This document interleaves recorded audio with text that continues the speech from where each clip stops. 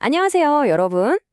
개발하다 보면 가상머신이니 컨테이너니 하는 말 정말 많이 듣게 되죠? 도대체 이 두 기술이 뭐가 다른 건지, 그 근본적인 차이가 뭔지 늘 헷갈리셨다면 오늘 제가 아주 확실하게 정리해드리겠습니다. 자, 가상머신하고 컨테이너.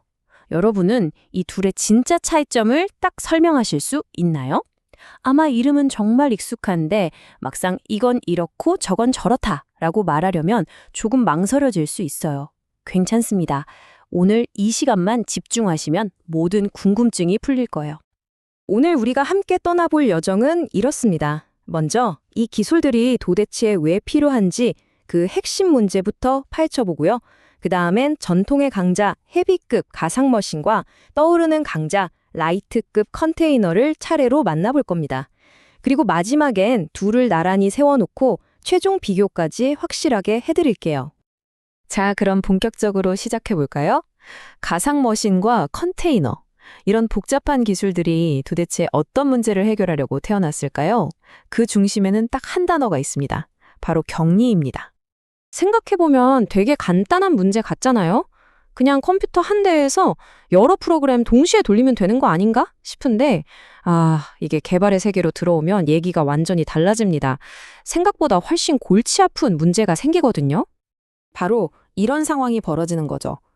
예를 들어 제가 앱 1을 만드는데 이건 노드 버전 14랑 몽고DB 버전 4가 꼭 필요해요. 근데 동시에 돌려야 하는 다른 앱 2는 9 버전인 노드 9랑 몽고 3가 필요하다고 해보죠. 와, 어떡하죠?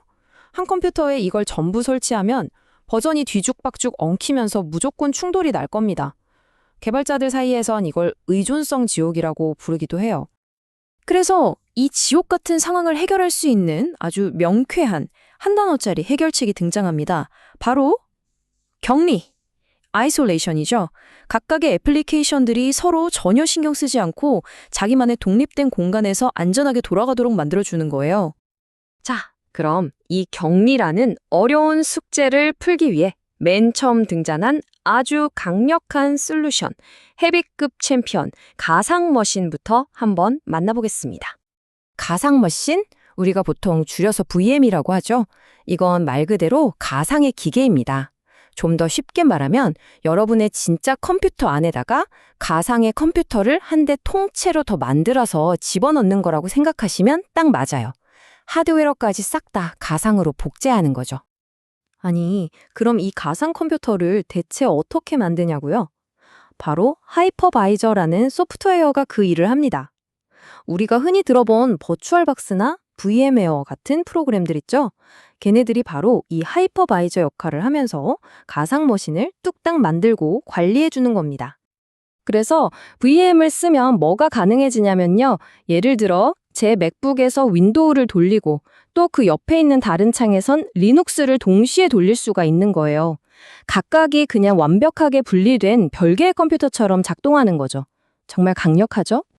그런데 말이죠. 이렇게 강력한 격리 기능에는 어쩔 수 없는 대가가 따릅니다. 일단 VM 하나하나가 완전한 운영체제, 즉 OS를 통째로 가지고 있어야 해요. 그럼 OS 라이센스도 사야지, 보안 업데이트도 따로따로 해줘야지, 관리할 게 두세 배로 늘어나는 거예요.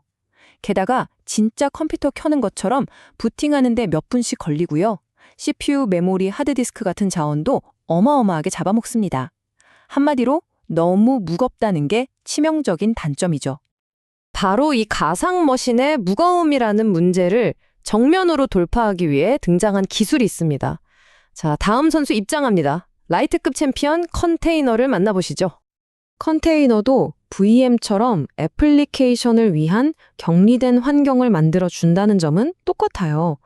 그런데 여기서 결정적인 차이가 나옵니다. 컨테이너는요, 새로운 OS를 까는 게 아니라 원래 컴퓨터의 운영체제, 즉 호스트 OS를 아주 영리하게 공유해서 쓴다는 겁니다. 자, 이 그림이 오늘의 핵심입니다. 진짜 중요해요. 잘 보세요. 가상머신은 아예 컴퓨터 하드웨어 자체를 통째로 가상화해서 격리하는 방식이었죠.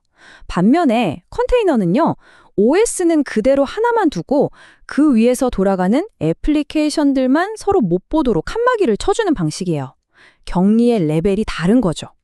이 방식 덕분에 컨테이너는 정말 엄청난 장점들을 갖게 됩니다. 일단 여러 컨테이너가 OS 하나를 나눴으니까 관리할 OS도 딱 하나면 끝이죠. OS를 부팅할 필요가 없으니까 시작하는데 1초도 안 걸릴 때가 많아요. 거의 앱 켜는 수준이에요. 당연히 자원도 훨씬 적게 쓰고요. 앞에서 말했던 VM의 단점들을 정확하게 다 해결해버린 겁니다. 자, 그럼 이제 마지막 라운드입니다. 두 선수를 링 위에 올려놓고 누가 어떤 점에서 더 나은지 직접 한번 비교해 보겠습니다. 최종 승자는 누가 될까요? 이 표 하나면 모든 게 정리됩니다. 한번 보시죠.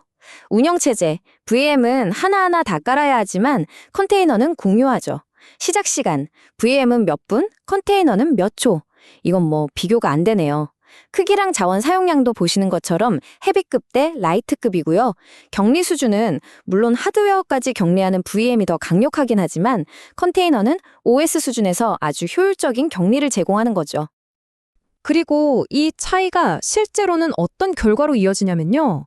바로 이겁니다. 똑같은 사양의 컴퓨터에서 가상머신은 진짜 잘해야 몇 개 돌릴까 말까 하는데 컨테이너는 수백 개를 동시에 돌릴 수 있어요. 효율성 차이가 정말 어마어마하죠? 결국 이 한 문장으로 모든 게 요약됩니다. 컨테이너는 우리에게 가상머신과 똑같은 종류의 격리 기능을 주지만 비교도 안 될 만큼 훨씬 더 가볍다. 바로 이겁니다. 자, 그럼 이제 마지막 질문이 남습니다. 아니, 이렇게 가볍고 빠른 게 있는데 그럼 무조건 컨테이너가 좋은 거 아닌가요?